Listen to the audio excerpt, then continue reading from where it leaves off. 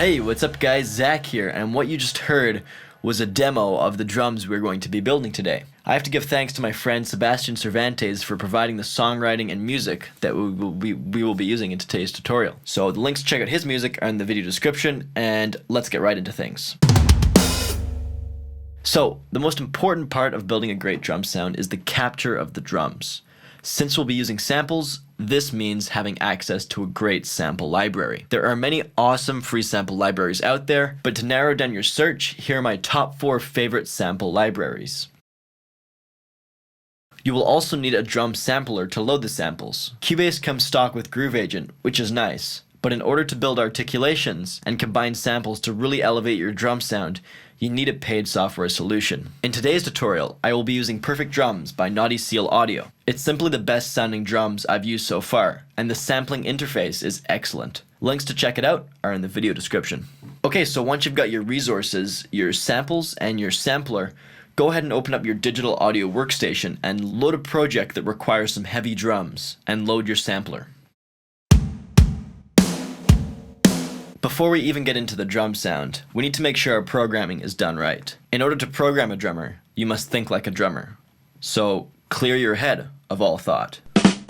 But seriously, here are some things to keep in mind. A drummer only has 2 hands and 2 feet, so bound by the laws of physics, you cannot have more than 4 kit pieces being played simultaneously. Also, don't program the parts too ridiculous either, unless you're doing some ridiculous metal genre. Remember that for rolls, one hand will usually be more accented. This is usually the first hit of the roll, so alternate roll hit velocities between hard and soft. This is huge for getting rid of that machine gun drum sound. Drummers also have a tendency to accent notes that are played simultaneously, either with both hands or the hand and the foot. So, say if the drummer is playing a hi-hat section and hits the snare, that snare hit and hi-hat will be more accented than if the drummer was to just normally play the hi-hat alone. For velocities, I like to keep the shells near 127 with minimal variation, but use your judgment. If a section is softer, program the drums to play more lightly. Cymbals are where most of the humanization will come from, and often benefit from manually playing with the velocities and timing. I like to keep their velocity lower, around 100, and dynamic depending on what is being played to make it sound real. I will often use Cubase's logical editor to assist in humanization. Value 2 refers to velocity, and using the set relative random values between operation is a great way to quickly randomize your drum velocities. You can also use the position action to randomize the position of notes slightly off of the grid. Okay, so now that we have a properly programmed drum part, let's start building the drum sound. The first thing is to select your samples. In Perfect Drums, I will load Kit 2, and you can hear right off the bat it sounds pretty amazing.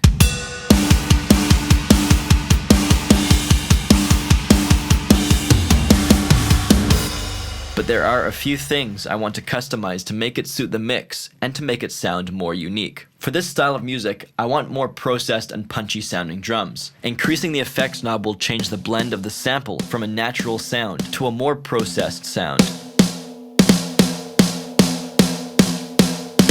The next step is to blend the drum samples. I always like to blend my drum samples.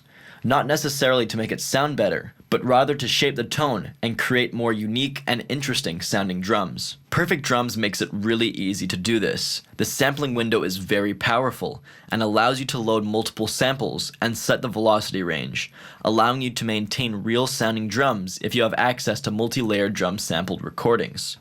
I'm going to load the Infernal Kick from themetalkickdrum.com.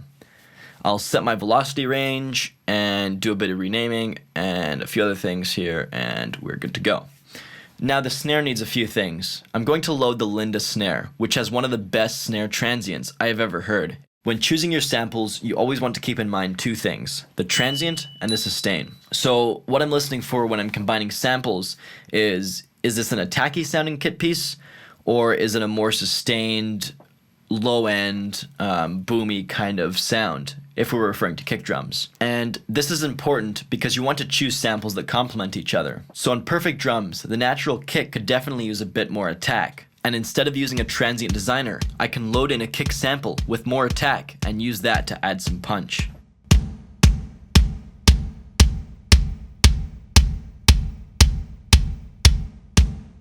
When combining samples, you need to be aware of phase.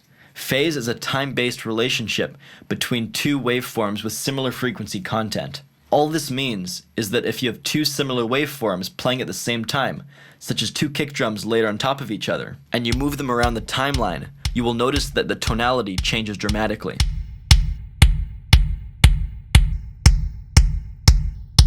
This is caused by waveforms exacerbating each other, or cancelling each other out. If the amplitude of one waveform goes up, and the other goes down at the same time, at the same frequency, when you combine them, they will nullify each other. This isn't a good or bad thing. You just need to be aware of it, so that A, you don't lose low end in the case of a kick drum, and B, you can use this to your advantage to emphasize favorable sound characteristics.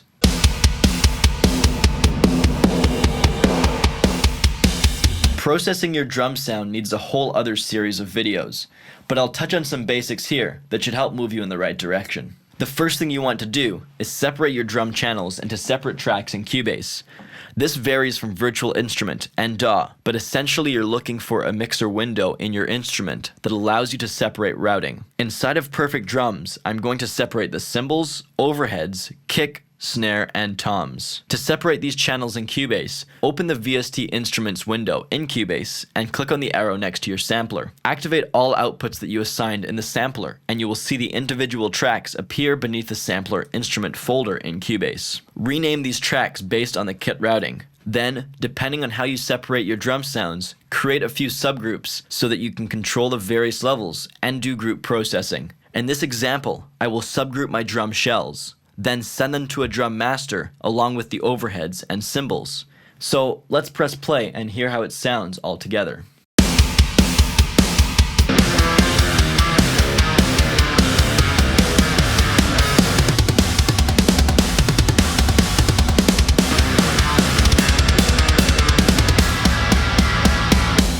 It's sounding pretty good, but I want to do a bit more EQ work. The kick is a little too present, so I'm going to take off some 5K, and the snare is a bit too boomy, so I'm going to take off some 200 Hz. And I want to dull the drums just a bit more, so on my drum master, I'm going to cut between 2 and 4 kHz. Let's listen again.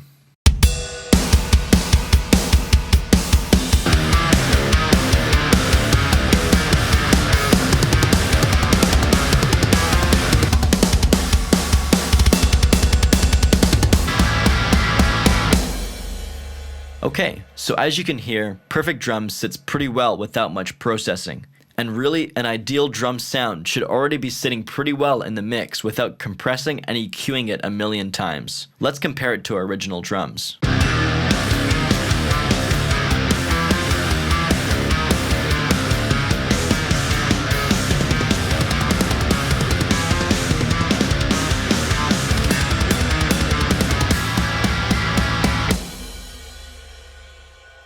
Huge difference. Okay, well that's it for this tutorial.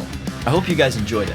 It wound up being a bit longer than I anticipated because there's just so much to cover with drums, and so much more that I still want to cover in future videos.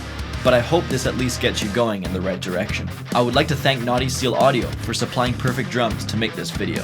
It really is one of the best modern rock and metal sounding samplers out there right now. And that's my straight opinion. Links to check out Perfect Drums and Naughty Seal Audio are in the video description. Thanks for watching, and we'll see you next time.